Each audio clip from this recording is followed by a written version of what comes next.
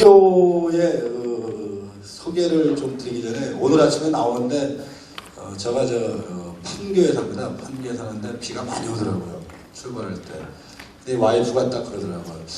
아, 오늘 당신 무슨 옷 입고 갈 건데? 그래서 뭐 파란색 바지나 뭐 이 검정색 바지 입어야지. 부모님들도 많이 오시는데 그때 와이프가 딱 하는 얘기가 비 오는 날 구질구질하게 입지 말고 빨간색 입고 가서. 그래서 빨간색을 오늘 입고 갈 때 가만 오다 생각하니까 빨간색이 어차피 뭐 이렇게 힘도 좀 상징을 하고 좀 이렇게 구질구질한 날 좀 의미 있는 색깔이 아닐까 해서 와이프한테 굉장히 고맙게 생각을 합니다. 어쨌든 한 30분 정도 서울과학기술대학이 어떤 대학인지 간략간략하게 좀 설명을 좀 드리겠습니다. 우리 대학이 요새 신문에서 광고 보시기가 조금 어려우실 겁니다. 다른 대학들은 뭐 신문에 광고로 입시 뭐 이렇게 설명하는데 제가 원래 이제 방송하는 사람입니다. 그래서 혹시 저 사람이 이 본부장직을 그만두고 이제 TV에 가끔 나오시면 저 사람한테 내가 설명을 들었었구나 하고 이렇게 손가락질 한번 하시면 됩니다. 특히 이제 심야 토론, 100분 토론 뭐 이런 데 자주 나옵니다. 그때 설명 잘 들었다. 저 얘기 듣고 우리 애가 합격을 했지. 뭐 이렇게 하시면 됩니다. 그래서 우리 대학 광고는 신문보다는 방송에 많이 나갑니다. 특히 서울역에는 저희가 대부분 설명회를 많이 나가고 이번 코엑스 입시 행사에도 약 한 5만 5천 명이 방문했는데 우리 대학에 와서 거쳐가신 분들이 약 한 1,300분 정도 됩니다. 그러니까 6명당 1명씩은 우리 대학을 거쳐가셨거든요. 그래서 서울 시내에는 광고를 안 하고 지방에는 거의 광고가 나옵니다. 그 광고 내용을 보시면 우리 대학이 어떤 대학인지 쉽게 내용상 보실 수 있습니다. 한번 보시죠. 꿈이 없었다면 선택하지 않았습니다.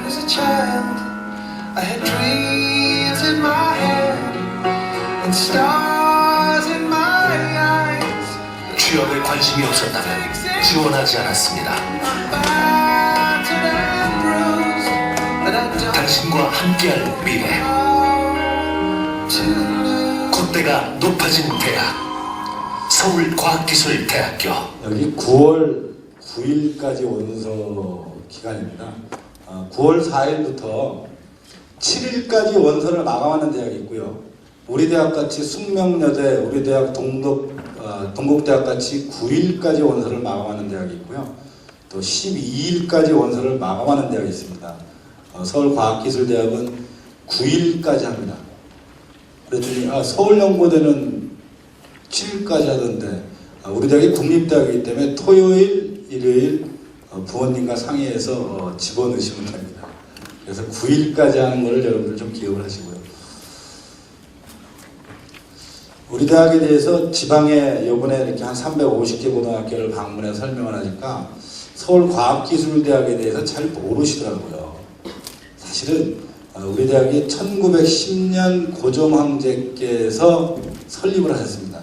그 당시 설립 목적은 우리나라가 공업을 기반으로 한 국가를 건설하지 않으면 미래의 장래가 밝지 못하다. 그래서 공업 입국이라는 목적하에 만든 대학이 우리 대학 전신입니다. 그러면서 국립이다 보니까 많은 교육과정이 많이 바뀌듯이 우리 대학의 정체성도 굉장히 많이 바뀌어왔어요. 특히 이제 일반 대학으로 2010년, 12년 전환하면서 그 전까지는 산업대학이라는 체제에서 실험을 했었거든요. 사실은 산업대학이라는 게 저는 굉장히 좋은 대학입니다. 미국에서도 폴리텍 하면 굉장히 좋은 대학인데 우리나라 사람들은 이상하게 산업하면 낮게 보고 과학하면 높게 보고 학과 명칭도 미래 자동차공학과 하면 뭐가 있는 것 같고 자동차공학과 하면 좀 고루한 것 같고 그래서 학교 명칭을 2010년도에 서울과학기술대학으로 바꿨어요. 그때 이름 잘 바꿨다 그러더라고. 저는 뭐가 잘 바꿨는지 잘 모르겠지만 어쨌든 바꾸고 12년대 일반 대학으로 전환하면서 학교가 이제 발전을 해오고 있는데요. 고등학교 선생님들은 그 내용을 미리 감지하시고 우리 대학의 미래의 전망을 굉장히 좋게 보셨어요. 그래서 한 5년 동안 5년 동안 성적이 급상승하게 올라갑니다. 그래서 작년도 정시 성적을 보시면요. 전국 대학에서 우리 대학만큼 성적이 오른 대학이 없습니다. 작년도에 저희 대학이 정시 수능 100분위로 따져서 약 1.4% 정도 올랐어요. 100분이 1.4%면 여러분들 정시 때 가끔 보시는 배치표에 칸수가 3칸 내지 4칸입니다. 그 정도 성적이 계속 이렇게 올라왔어요. 그래서 작년도 성적이 100분이 우리 대학 평균이 88%입니다. 근데 올해 예상컨대 작년보다 더 많은 설명을 하고 더 많이 노력을 했기 때문에 100분이 90%에 가지 않을까 합니다. 100분이. 그래서 수시에 들어오시는 것이 굉장히 행운일 것이다 라는 생각을 굉장히 많이 합니다.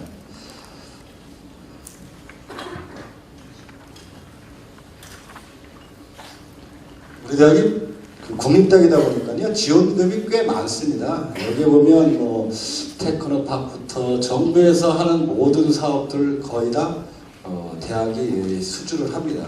이걸 이제 국립대학이기 때문에 특히 사립대학보다는 모든 항목에서 좀 유리하다 이런 걸 말씀을 드리고요. 지도는 건너가겠습니다. 우리 대학이 이게 16만 평 정도 됩니다. 이따 끝나시고 학교를 한번 이렇게 둘러보시면 평지에 16만 평이라 굉장히 넘습니다. 그래서 학교에서 스쿨버스를 운행을 했었는데 저녁 9시 이후에 운전하시는 분들 뭐 늦게 할 수 없으니까 9시에 끝나서 학교에서 생각한 게 마을버스를 좀 학교까지 들어왔으면 좋겠다라고 해서 올해 마을버스가 공덕역 석기역을 통해서 우리 대학 도서관 앞까지 들어옵니다. 이렇게 해서 이게 도서관인데요. 이렇게 해서 그래서 자정까지 공부를 하고 나가도 안전하게 귀가할 수 있어요. 근데 사실 이 마을버스 들어오는 거는 우리 대학보다는 4, 5년 전에 서울여대가 그렇게 도입을 하고 싶어 했어요. 태릉에서 올라가기가 굉장히 육사까지 올라가기가 굉장히 어렵거든요. 동네 마을버스도 별로 없고. 근데 거기는 4년 동안 했는데 안 되고 서울 가게 되는 1년 만에 되고. 이게 국립대학입니다.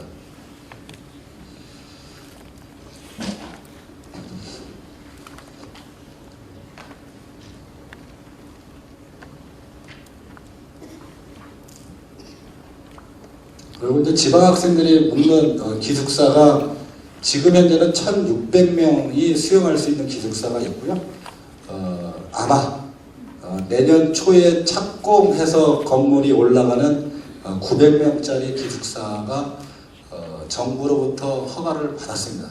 그래서 아마 15년도 정도 되면 2,500명이 수용할 수 있는 기숙사가 마련이 될 거라고 봅니다.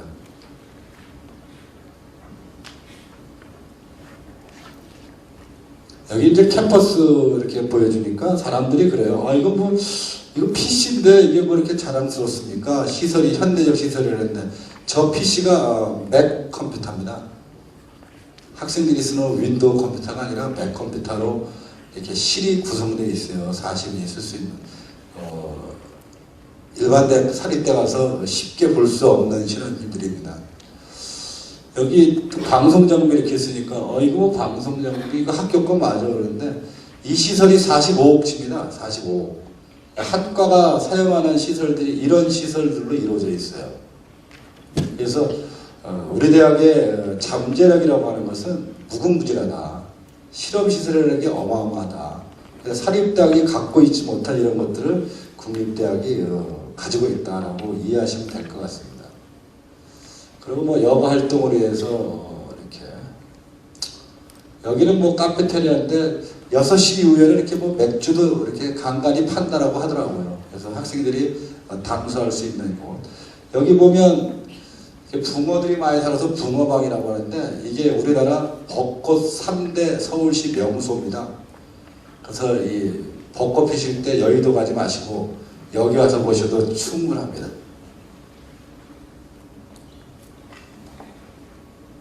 자, 전공인데요. 저희 대학이 전공 명칭들이 좀 이렇게 좀 어렵습니다. 한번 보시면 기계 시스템 디자인, 기계 자동차, 전자 IT 미디어 이렇게 좀 있는데요. 오늘 꼭 말씀을 드릴 것은 이런 말씀을 꼭 드리겠습니다. 제가 이 78학번입니다. 대충 이제 나이 감 오시죠? 78학번인데 제가 전자공학을 전공했습니다. 근데 제가 7, 8학번 나이 시절에는 삼성전자라고 하는 회사가 그렇게 크지 않았어요. 삼성물산이라는 회사가 좀 컸지. 근데 제일 큰 형님이 47년생이신데 저한테 그러시더라고. 야, 너는 전자공학 해라. 뭐 제가 뭐 전자공학이 뭔지 모르던 시절에. 그래서 전자공학을 선택을 하고 들어가서 공부하고 지금 이 자리에 있는데 너무너무 감사하게 생각을 해요. 왜? 저가 공부 다 배우고 사회에 나와서까지도 보니까 아직 저가 정년할 때까지도 전자공학이 잘 갈 것 같아요. 근데 여기 계시지만 아마 자녀분들이 대학을 입학하면 남학생인 경우에는 적어도 7년 후에 사회에 나갑니다. 대학 4년, 군대 2년, 또 뭐 부모님 뭐 등골을 패서라도 해외 한번 가봐야 되겠다 해서 교환학생으로 가는 거예요. 그럼 적어도 7년을 후에 사회에 나가고 여학생의 경우에는 5년 정도로 걸리는데 그러면 7년 내지 5년 후에 과연 사회의 어떤 분야가 정말 좋을까? 첫 번째. 두 번째. 그 직에 내가 들어갔을 때 적어도 20, 30년간은 이 내가 전공한 산업이 계속적으로 유지 발전해야 되는 분야가 맞는가? 이거를 잘 찾아보시는 거예요. 그렇지 않으면 정말 경영학과 나와서 엉뚱한 데 가서 일하게 되고 공학 배워서 패밀리마트 가서 일하게 됩니다. 그래서 학과를 꼭 부탁드리고 싶은 거는 성적에 의해서 과를 선택하지 마시고 가고자 하는 대학의 홈페이지에 들어가서 꼭 학과에서 어떤 내용을 가르치는가를 확인을 꼭 하셔야 됩니다. 그리고 또 하나는 뭐냐면 좀 이따 학과에도 나오지만 환경공학과 하나 예를 들겠습니다.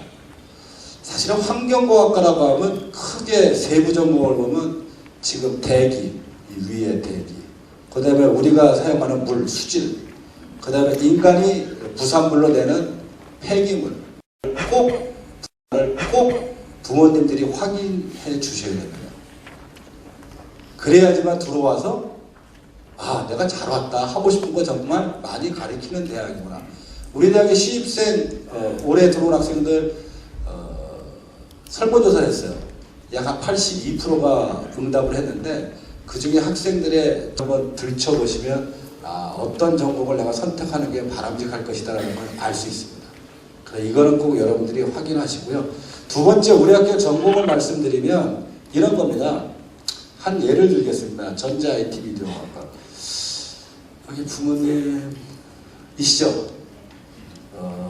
지금 방송 뭐로 보고 계세요? TV로 보고 계시죠? 요새 젊은 학생한테 물어보면요. TV라고 답하는 사람이 없어요. 뭐로 보고 있지? 인강 PC로 보고 있습니다. 인터넷 강의. 그리고 짬짬이 핸드폰으로 보고 있어요. 다시 얘기하면 부모님 세대들, 저까지만 해도 벌써 방송하면 TV. 집에서 앉아서 이렇게 쇼파에 이렇게 림백하고 앉아 이렇게. 요새 젊은 애들은 아니거든요.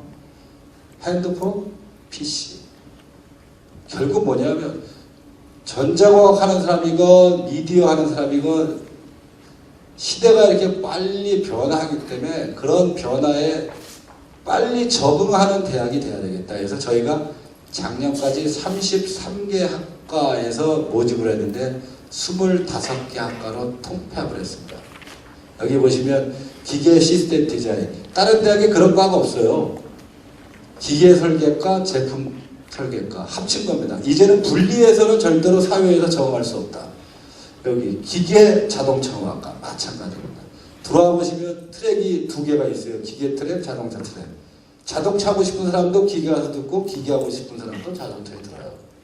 이렇게 합쳐놓지 않으면 생존하기 어렵다라고 해서 33개 학과를 25개로 옮겨놨습니다. 사립대학에서 있을 수가 없어요. 사립대학에서는 학과를 없애면 없앴지 통폐합하지 않습니다. 아버님 혹시라도 인사 담당하시는 분이나 어머님이 격리 쪽 하시군요. 야, 두 부서 합쳐 인사격리과로 만들어. 그리고 뭐가 하나 없어져요. 자리가. 윗자리가 없어집니다. 교수 사이도 마찬가지입니다. 그래도 국립은 저렇게 만듭니다. 그래서 사립대학이 국립대학을 못 쫓아오는 대표적인 경우에 해당해요. 그래서 과명치기 조금 이렇게 어렵더라도 한번 들어와서 살펴보시고 그리고 학과를 선택해 주시기 바랍니다. 이런 과들도 있어요. 저기 이렇게 가까운 동네에 H대학이라고 있는데 자동차 공학과 앞에 두 자를 붙였습니다. 미래. 과목을 내가 한번 이렇게 쭉 자동차공학과 시절과 미래 시절과 이렇게 보니까 딱 두 과목만 틀려요. 그 많은 과목 중에. 그리고 미래 붙이니까 대박 났습니다. 그러니까 우리나라 사람들은 이름만 바꾸면 좋아해요. 근데 정말로 부모님들이 학생 자녀들한테 학과 선택할 때 정말 조언을 많이 하셔야 됩니다. 이건 부모님들의 경륜으로만 알 수 있는 겁니다. 그 부분은.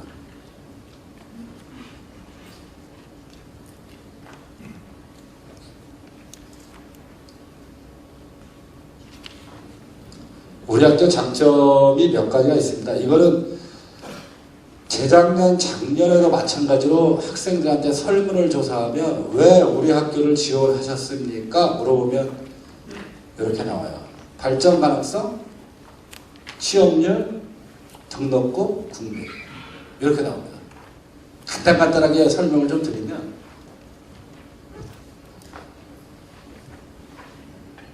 우리 대학이 정부로부터 받는 작년도 지원금이 얼마였냐면 527억이었어요. 사립대학으로 따지면 법인이 대학에 넣어주는 자금입니다. 삼성이 성균관대학이 1년에 넣어주는 법인에서 들어오는 돈이 약 한 400억 정도 돼요. 그 중에 90%는 삼성의료원으로 가고 10%만 성균관대학에 남고 씁니다. 또 일부 대학은 대학에 있는 등록금을 법인이 가져갑니다. 근데 우리 대학은 국립이니까 작년에 정부로부터 들어온 돈이 527억입니다. 그리고 교수님들 논문 게재수가 12입니다. 중앙일보 발표에 의하면. 근데 수가 많은 게 아니라 질적으로 내 논문을 남이 또 이용했느냐, 이 논문이 우수해서 이용했느냐는 인용에 관련된 피해인용 수가 25입니다. 이렇게 교수님들 자질조처, 정부의 지원금 많죠. 해서 이거로 인해서 저희가 구축하는 트라이앵글이 하나는 실용, 신소재나 안전가치 실용, 그 다음에 융합, 글로벌 이렇게 세 개의 축으로 대학을 끌고 가고 있습니다. 당연히 뭐 대학원은 연구 중심이겠지만요. 어쨌든 학부는 이러한 트라이앵글로 이끌고 간다. 근데 이렇게 교수님들이 자질 좋고 실험 장비 좋고 학교의 운영 철학 좋고 하다 보니까 학생들이 대회에 나가서 수상하는 작품들입니다. 12년도 한번 쭉 보세요. 전 분야에 있어서 다 대통령상 내지는 대상입니다. 재작년도 그랬고요. 그 전에도 그렇고요. 이런 거 보면 저도 가끔 이런 생각합니다. 참 나도 열심히 잘 가르치는 사람이구나. 학생들이 그만큼 잘 받아서 동아리에서 대회 나가서 이렇게 수상을 합니다. 두 번째 학생들의 발전 가능성이라고 보는 것들이 뭐냐면 복수학입니다. 복수학이. 보시면 우리 대학도 다른 대학 못지않게 펜스테이트부터 오하이오까지 다 교류를 하고 있어요. 근데 국립대학만이 갖고 있는 장점이 뭐냐면 이런 겁니다. 경영으로 유명한 몽클레어 스테이트 대학. 여기 보면 등록금이 인스테이트표예요. 쉽게 얘기하면 등록금은 미국은 두 가지입니다. 외국에서 온 사람들한테 받는 아웃 오브 스테이트 피. 예를 들어서 한 학기에 한 15,000불 한다. 그러면 자국민들이 내는 인스테이트 피. 한 7,000불 정도 합니다. 그러니까 우리 대학에서 하고 넘어갔을 때 넘어갔을 때는 이렇게 인스테이트 피를 받습니다. 또 영국의 노슨블리 대학 같으면 직접 가지 않아도 커리큘럼이 같습니다. 우리 대학이랑. MSD 과정 같은 경우 같습니다. 그래서 2학년 때부터 영어 수업을 하고 직접 가지 않아도 학위증을 줍니다. 커리큘럼이 똑같고 서로 교수끼리 오가고 교환학생으로 가도 되고 한국에서 봐도 되고 이런 것들이 내셔널이기 때문에 가능한 거예요. 국립이기 때문에. 이런 제도들이 국립대학을 갖고 있다.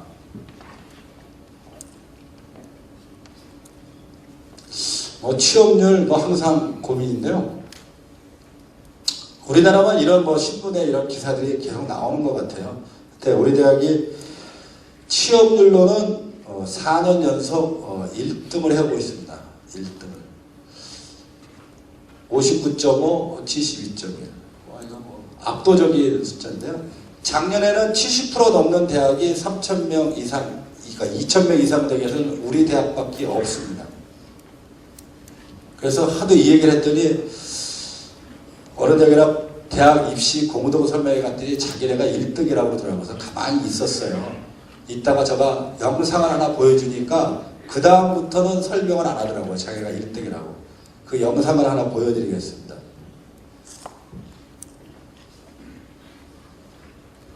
대학 졸업장을 받고도 취업을 하지 못한 졸업생이 절반 가까이나 됩니다. 이러다 보니 취업을 위해 졸업을 미루는 이른바 대학 5, 6학년이 늘고 있습니다. 취재기자와 함께 알아봅니다. 졸업생 3,000명 이상 4년제 대학 가운데 취업률이 상대적으로 낮은 대학은 서울과학기술대와 성균관대, 연세대, 고려대, 인하대 등의 순이었습니다. 이런 걸 이렇게 보여주니까 이게 사실은 KBS에서 취업이 심각하다고 해서 뉴스 시간에 4분 15초 동안 편성한 거예요. 이거를 제가 이제 15초로 이렇게 편집을 해서 근데 사실은 제가 아까 처음에 방송하는 사람이라고 그랬죠. 제가 굉장히 유명한 사람입니다. 그러니까 정부 부처로 따지면 제가 이 차관급까지 했습니다. 방송 쪽에서. 위원회 차관급까지 했는데 이거 심각한데 왜 안 만들어주냐? 이 보직 맞고서 그 4분 15초짜리 하나 만들었어요. 그 다음부터는 이제 어느 대학도 저희랑 같이 설명하면 자기네가 취업률 1등이라는 소리는 절대로 안 합니다. 그래서 부동의 1등입니다. 근데 취업률 숫자도 중요하지만 그 다음이 더 중요해요. 이건 교육부 대학 알림에 가 있어요. 정규직수. 그거보다 더 중요한 게 뭐냐면 이런 겁니다. 전공일치도. 아까 말씀드렸잖아요. 자기가 배운 전공으로 그 영역에 가서 일을 하느냐 안 하느냐. 요새 직장인들 물어보면 60%가 직업을 바꾸고 싶다라고 얘기한다는데 그런 게 아니라 정말 배운 지식 그대로 쓸 수 있는 인재로 육성할 수 있느냐. 전공일치도입니다. 이게 우리 대학이 80%가 나와요. 그렇다면 세계를 가만히 두고 보면 굉장히 학교가 잘 가르치고 좋은 학교다 라는 걸 쉽게 알 수 있습니다. 이게 애들이 선택하는 이유 중에 하나입니다. 세 번째가요. 등록금. 한 학기 우리 대학 등록금이 조금 비쌉니다. 국립대학 치고는 531만 원입니다. 근데 학생들한테 장학금을 이렇게 1년 동안 지불하고 학기로 따지니까 173만 원이에요. 한 학기에. 동네 유치원보다 쌉니다. 저희 대학이 등록금 내면요. 지금 밥값 등록금의 6% 정도 모자라요. 6%. 근데 더 이상 내리면 사실은 조금 곤란합니다. 대학이. 그래서 어쨌든 등록금 56%까지는 저희가 내려와 있다. 그러니까 저렴하게 등록금 받으면서 시설 좋고 캠퍼스 좋고 교수님들 능력 좋고 취업 잘 되고 이렇게 단어로 표현하자면 한두 끝도 없어요. 이런 대학이 서울과학기술대학이다. 하나 예를 들어볼게요. 장학금을 어떻게 주냐면 한번 보세요. 4년 등록금 전액 면제가 수학, 영어, 그 다음에 국어 또는 과탐입니다. 국어 또는 과탐. 그러니까 수학, 영어, 과탐 2등급이면 4년 장학금 줍니다. 요거 한 대학을 빗대서 얘기하면 한양대학교 최저학력 기준도 안 돼요. 그랬더니 뭐 입학처장이 그러더라고요, 저한테. 아유, 최 교수님 이렇게 주면 도대체 정시의 성적이 얼마나 되는 거예요? 그러더라고요. 우리는 당신네 학교보다는 약간 높습니다. 그랬어요. 내가. 실제로 높고 경희대 공대가 백분위 85%입니다. 저희가 작년에 87.8이었어요. 높아요. 경희대 공대보다. 건대 공대보다도 1% 높습니다. 근데 최저학력을 이렇게 낮추고 장학금 준다니까 이상하게 보더라고요. 국립이니까 가능한 겁니다. 국립이니까. 사립은 저렇게 주면 거덜납니다. 대학제죠. 우리 국립이니까 주는 거예요. 작년에 이 전형으로 들어온 학생들이 약 60명 정도 됩니다. 정확하게 56명이 받았어요. 그래서 이렇게 우리가 어차피 줄 장학금 많이 주자 이렇게 운영을 하고 있습니다. 그래서 우리 대학이 뭐 캠퍼스 좋죠. 등록금, 장학금, 뭐 학문, 취업료 이런 것들에 뭐 수도 없어요. 사실 여기 넣자 하면 시간상 여기까지 주고 전형을 간단히 좀 말씀을 드리면요. 이거는 뭐 여러분들 다 아시다시피 공과대학은 ABB, 인문은 BAB 이런 형식으로 가고요. 조형은 A/B 이렇게 스포츠과학과 되어 있고요. 정시는 다른 대학이랑 마찬가지로 가구는 학생부 40, 수능 60. 근데 사실 학생부 40은 의미가 없는 거죠. 실질 반영률이 없는 거니까. 그 다음에 나다구는 수능 100% 이렇게 뽑고 있습니다. 반영 비율은 당연히 공과대학은 수학, 탐구가 높을 수밖에 없고요. 인문대학은 국어, 영어가 높을 수밖에 없습니다. 이건 뭐 다른 대학이랑 거의 유사하니까 자료를 참고하시고요. 자, 이제 전형입니다. 자, 우리 대학에 올해 신설된 전형이 통합사고력 고사가 있고요. 전공 우수자가 있습니다. 학교생활 우수자는 뭐냐면 교과성적, 학생부 교과성적 모든 과목을 반영해서 5배수로 뽑습니다. 1단계에서. 그리고 2단계에서는 그 1단계 성적 50%와 자기소개서 비교과 영역 평가에서 뽑고요. 전공 우수자는 어떤 거냐? 학생부 내용 중에 자연계열은 수학과학, 인문계열은 국어, 영어 과목만 추출해서 내신 성적을 뽑습니다.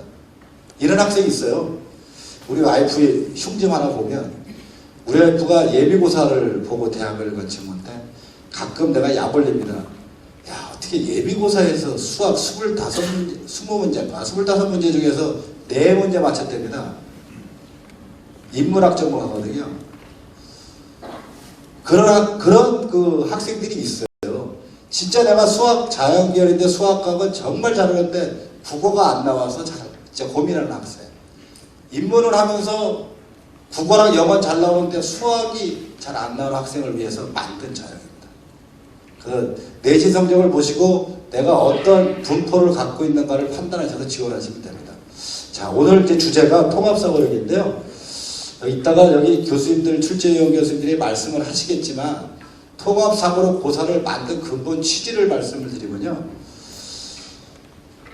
이런 거예요. 논술고사 시험 문제가 각 대학의 시험 문제가 교과 과정을 벗어나면서 점점 어려워집니다. 예를 들면 이런 식입니다. 여기 어머님 댁이 디지털 TV 42인치를 사셨어.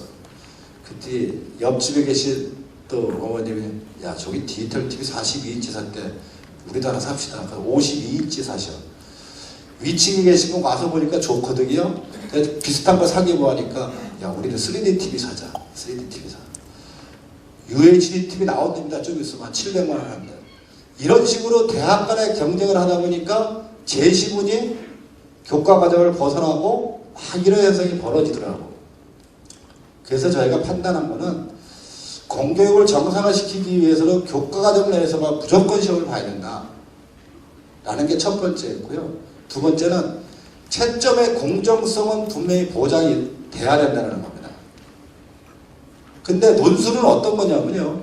제시문을 주고 쓰되 자기의 생각과 철학과 자기의 느낌이 논술 내용에 포함이 됩니다. 그러다 보니까 교수님의 생각과 학생의 생각이 다를 수도 있어요. 또 같을 수도 있고. 이런 어떻게 보면 채점하는데 공정성을 기하기에는 조금 어렵지 않겠느냐 라고 해서 우리 대학은 채점의 공정성을 좀 기하자. 쉽게 얘기하면 제시문 내에 있는 내용이 답으로 나올 수 있게끔 문제를 출제하자.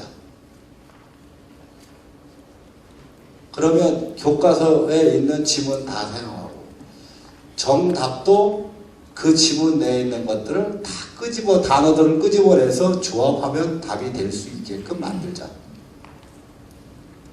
이렇게 해서 만든 전형이 통합사고력 전형입니다. 사교육체 안 가셔도 풀 수 있게끔 만들어 놓자. 쉽게 얘기하시면 이렇게 됩니다. 고등학교 중간고사, 기말고사 시험 문제의 주관식 문제라고 생각하시면 됩니다. 더 쉽게 이해하자면 수능고사를 본 11월 7일 이후 이틀 있다가 11월 9일 날 시험을 봅니다. 11월 9일 날 보는데 여러분들 수능에서 수학 문제를 오지선다를 답을 찍어서 쓰는 그거를 주관식으로 풀어서 답을 쓴다라고 생각하시면 돼요. 그 정도의 수준의 시험 문제입니다. 그래서 저희가 모의 전형을 했습니다. 약 한 800명 정도 학생을 가지고 모의 전형을 했는데요. 인문학 시험은 일단 말씀드리겠지만 인문학 시험은 절반 이상을 맞아야 되겠더라고요. 지원한 학생들이 대부분 3분의 2 정도는 맞춰야 합격을 할 것 같고요. 그 모의평가 시험 문제 레벨이 여기 자료가 있겠지만 자연계열은 2문제 정도를 맞춰야 되겠더라고요. 그리고 시험은 자연계열은 수학 2문제, 그 다음에 과학은 질문들이 많이 오는데요. 과학은 물리, 화학 각각 1문제입니다. 지구과학, 생물은 없어요. 다만 출제의 범위는 과학 1에서만 합니다. 1은 일반계 고등학교 누구나 다 배우는 과목들입니다. 그래서 2를 내는 게 아니라 1을 내기 때문에 여러분들이 작년까지 3과목 선택해서 수능을 봤는데 이제 2과목으로 줄었죠. 그래도 풀 수 있을 정도의 시험 문제. 1이니까. 과학 탐구 1이니까. 그래서 물리 한 문제, 화학 한 문제. 이렇게 됩니다. 이 질문들이 많으시더라고요. 왜? 생물을 내게 되면 형평성이 어긋납니다. 대부분의 학생들의 수능 점수를 분석을 해보면 생물이 월등히 성적이 높아요. 그래서 물리, 화학이랑은 차별화가 됩니다. 아무리 레벨 조정을 해도. 그래서 우리 대학은 수학 문제 2문제, 물리 하나, 화학 하나. 그래서 필수적으로 4문제를 풀으셔야 되고 인문 쪽에서는 3문제를 풀으시면 됩니다.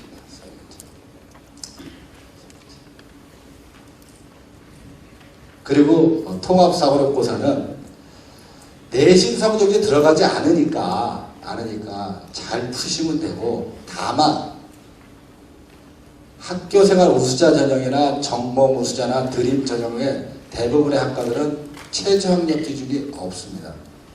근데 이 통합사고력 고사만큼은 최저학력 기준을 갖다 놨어요.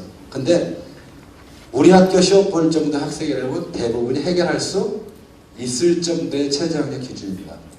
예를 들면 이런 겁니다. 공과대학은 2과목이 4과목 중에서 국영수 탐 4과목 중에서 2과목이 각각 3등급이면 됩니다. 근데 왜 이렇게 최저학력이 낮냐라고 자꾸 물어보시는데, 작년도 입학생을 기준으로 말씀을 드리면요, 작년도 학교생활 우수자 전형의 그 내신 성적이 2등급 초반입니다. 그리고 정시에서는 100분위로 아까 말씀드렸지만 88%대예요. 근데 1학년을 끝내고 1학기가 끝나지 않았습니까? 신입생들이 1학기가 끝내고 저희가 1학기 끝낸 학생들을 가지고 전부 성적을 전부 평균을 내봤어요. 수시로 들어온 사람들의 1학기 성적이 2.67입니다. 4.5 만점에. 정시로 들어온 사람들이 2.68이에요. 0.01 차이 납니다. 뭐 국회의원이 또 그걸 요구하더라고요. 그 자료 대라고. 그래서 저희가 내보니까 0.01 차이 나.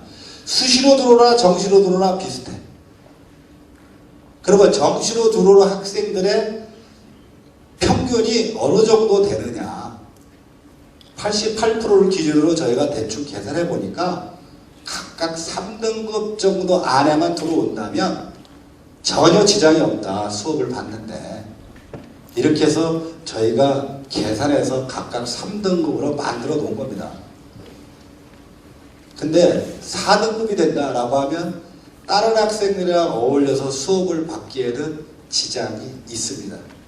그래서 그 최저학력 기준은 아마 우리 학교에서 수업을 받기 위한 어쩔 수 없는 정말로 최저인 기준이라고 이해를 하시면 될 것 같습니다. 근데 우리 대학의 장점이 뭐냐면요. 요새 2%라는 얘기 많이 하지 않습니까? 98%, 2%. 저희 대학이 98% 학생이 들어와서 102%로 졸업하는 대학이라고 생각하시면 돼요. 교수님들의 능력이 출중합니다. 다른 대학같이 102% 되는 학생들 뽑아서 제대로 못 가르치고 취업도 제대로 못 시키고 98%로 내보내는 대학이 아니라 조금 모자란 학생 잘 케어해서 100% 넘게 내보내는 대학이라는 것만 기억해 주시면 감사하겠습니다. 자, 질문 있으면 질문 몇 개 받겠습니다. 네. 인문 세 문제요. 한 문제는 국어고요. 뭐 자세한 얘기 하시겠지만 그 다음엔 사회 탐구에서 내실 겁니다. 아마 시험 자세하게 설명을 주실 거예요. 네. 저기 그 전공에 보니까요. 네. 화학 생명공학이 있는데 네. 그것이 1학년 4학년까지 그렇게 화학 생명공학을 전공하는 겁니까? 아니면은 그 2학년 때 화공 전공하고 생명공학이 이게 제가 이렇게 말씀드릴게요. 전공은요. 대학들이 일반적으로 140학점을 이수를 합니다.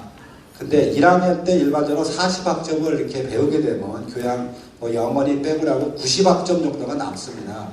그리고 과목당 3학점이라고 따지면 한 33과목 정도를 배우신다고 보면 되는데 화공생명도 과목의 세부 분야가 굉장히 많아요.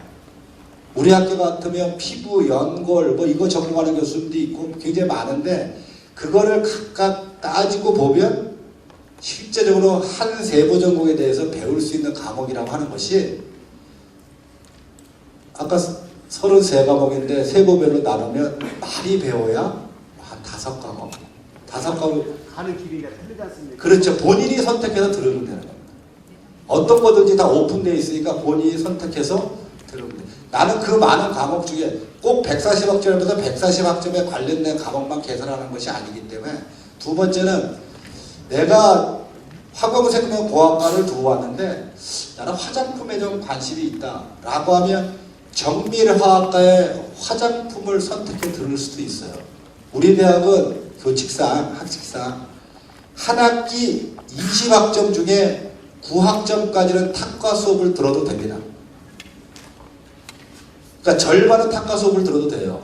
그러니까 내가 화공생명으로 들어와서 정밀화학과에 가서 3과목을 들어도 되고 정밀화학과에 들어와서 화공생명 3과목을 들어도 되고 문창과로 들어와서 전자, IT, 미디어, 방송을 좀 알아야 작가를 하니까 거기 가서 들어도 됩니다.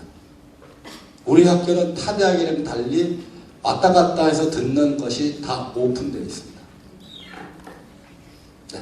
시험 과목 관련해서입니다. 네. 그 고등학교 교육 과정이요. 아예 그 공통과학 지금 아까 화학 1을 안 배우고요. 네. 그냥 전공 선택한 자기 선택한 과목만 듣는 학교를 다니고 있는데 네, 네. 그러니까 화학 어디 고등학교죠? 배웠어요. 어디 고등학교? 자율고입니다. 네? 자율고요. 자율고. 그럼 그런 경우는 따로 공부를 해야 시험 볼 수 있다는 말씀이신가요? 그렇죠. 아니, 그런 말씀이신가요? 예, 선택이 아니라 필수입니다. 두 개를 필수적으로 뽑아서 봐야 돼요. 그럼 교육 과정에서 그렇게 해서 배우는 학생들도 전혀 어떤 그 고려가 없단 말씀이신가요? 그렇죠.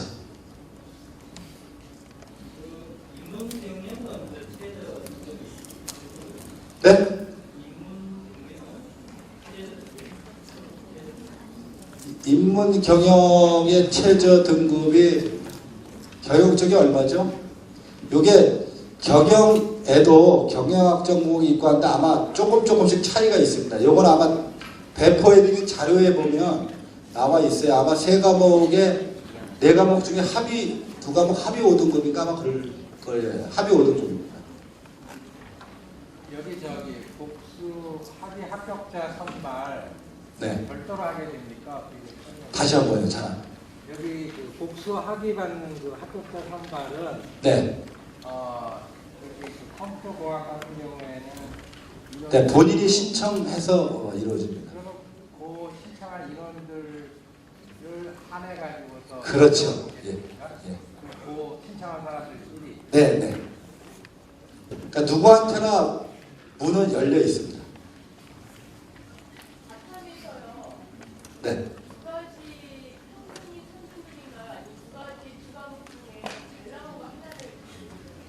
평균입니다. 예. 네, 두 과목 합의 평균 1, 4, 뭐 1, 4, 3, 3, 1, 1호도 되죠. 1호 등급에서 합의 3등급 이내면 됩니다. 네, 두 과목 평균입니다. 네.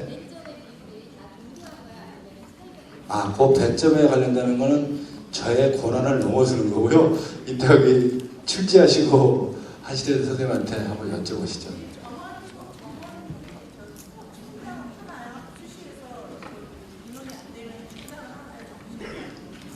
이건 최저학력 기준이 있기 때문에요. 최저학력 기준을 통과한 학생들에 대해서는 저희가 아마 이 예비 순위를 발표를 할 겁니다. 그리고 최저 그래도 못 채우면 못 채운 인원에 대해서는 정시로 넘어갑니다. 이쪽 먼저 좀 할게요. 예. 그렇습니다. 자연계 수학도 이따 여기 수학 내시는 교수님한테 저가 이렇게 뭐 얘기해도 의미가 없어요. 출제하시는 분이 난 이렇게 하려고 이렇게 갑니다.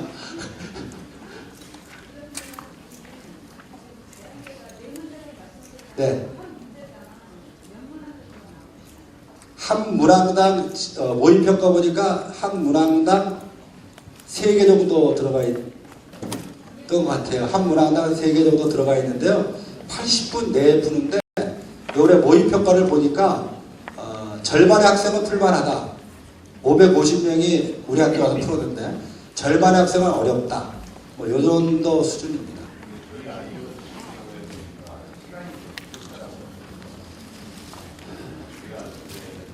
네. 네. 저기 그 시간이 부족하다는데 아까 내가 말씀드렸지 논술은 떨어뜨리기 위해서 보는 시험이고요. 통합사고력은 최대한 많이 푸는 사람을 뽑기 위한 전형입니다. 그래서 아마 채점 교수님들이 굉장히 힘드실 텐데 많이 푸는 학생들을 뽑는 전형이기 때문에 시간이 조금 빡빡하다고 보시면 될 것 같아요.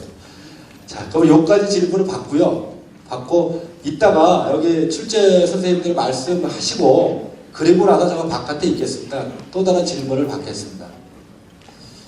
여기까지만 하겠습니다.